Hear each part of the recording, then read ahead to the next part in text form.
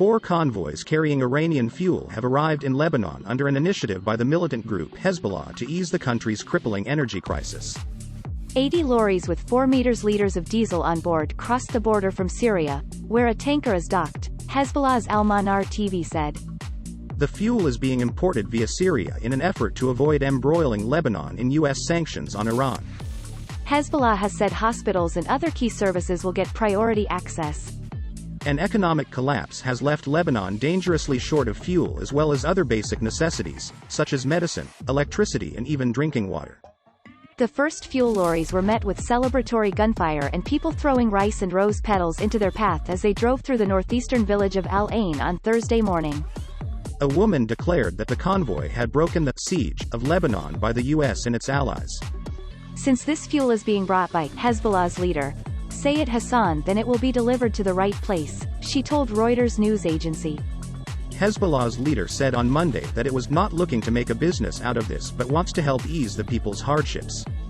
The Iran-backed Shia Islamist group would distribute the fuel free of charge to government hospitals, nursing homes, orphanages and the Lebanese Red Cross, he added. The rest will be sold at below cost to bakeries, private hospitals and companies operating generators.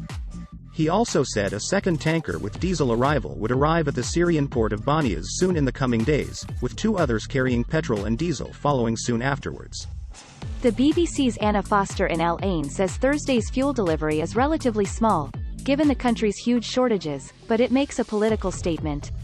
It has come from Iran, via Syria, transported by Hezbollah. All 3 are subject to U.S. sanctions.